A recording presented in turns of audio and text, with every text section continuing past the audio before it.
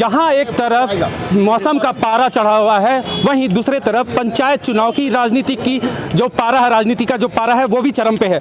हमारे साथ मैडम हैं, ये भी चुनाव लड़ रही हैं। मैम, किस मुद्दा के तहत चुनाव लड़ रही हैं? क्योंकि बागबेड़ा क्षेत्र ऐसा क्षेत्र है जहाँ पे कई सारे कैंडिडेट भी खड़े हैं और वो भी अपनी कई सारे मुद्दों को सामने ला रहे हैं। तो क्या आपकी प्राथमिकताएँ क्या रहेंगी मुद्दाओं में? सबसे पहले तो मैं क्लियर कर दूं कि बहुत सारे कैंडिडेट नहीं खड़े हैं। जो एक खड़े हैं वो 2 बार के वहाँ पे ऑलरेडी सत्तासीन रह चुके हैं और 11 वर्षों के उनके कार्यकाल का मैंने जो सर्वे किया उसमें हमारे 8 पंचायत में किसी तरह का भी विकास का कार्य नहीं हुआ है।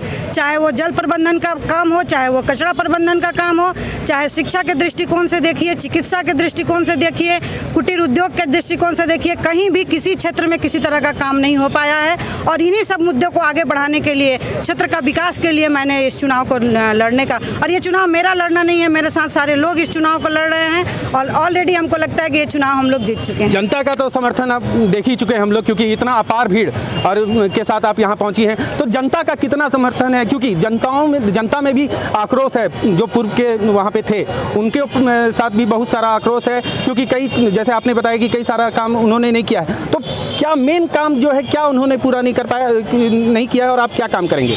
जल प्रबंधन पे कोई कार्य नहीं हो पाया है, इसलिए कि जल की उपलब्धता भी नहीं है और जल का संरक्षण भी नहीं है। उस पर किसी तरह का कोई प्रोजेक्ट नहीं हुआ और आज ये स्थिति है कि बागबेड़ा के 8 पंचायत में पानी की हाहाकार है। बागबेड़ा कॉलोनी तक में भी पानी की हाहाकार मची हुई है। अगर कचरे की बात करेंगे ना, तो जैसे बागबेड़ा का एंट्रेंस होता है बड़ा वाला हनुमान जी के पास, लगता है कि हम लोग कचरा प्रदेश में रहते हैं, उस तरह की स्थिति है।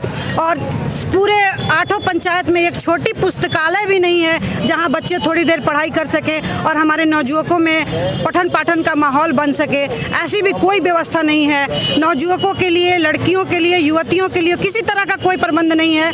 महिलाओं को भी विकास से जोड़ने का, इवन महिलाओं को विकास से जोड़ने का क्या है, महिला सीट है, महिला प्रत्याशी हैं, लेकिन उनको भी दरकिनार करके पुरुष लोग आगे आके रहते हैं। वहाँ पे हम लोग विकास की परिकल्पना क्या कर सकते हैं? इसी चीज़ को पार्षद पतियों के हाथ में सत्ता ना देने के उद्देश्य से हम महिलाओं ने यह ठाना है कि ये पंचायत चुनाव हम लोग लड़ेंगे और जीत करके जो सुयोग्य है, जो क्षेत्र का विकास कर सके, जो महिलाओं का सुन सके और सुयोग्य महिला उम्मीदवार को लोग जिताएंगे, ना कि पार्षद पति के हाथ में सत्ता देंगे। इसी उद्देश्य के साथ चुनाव लड़ रहे हैं। इनका साफ तौर पे कहना है जो महिला सशक्तिकरण को लेके ये चुनाव लड़ेंगी।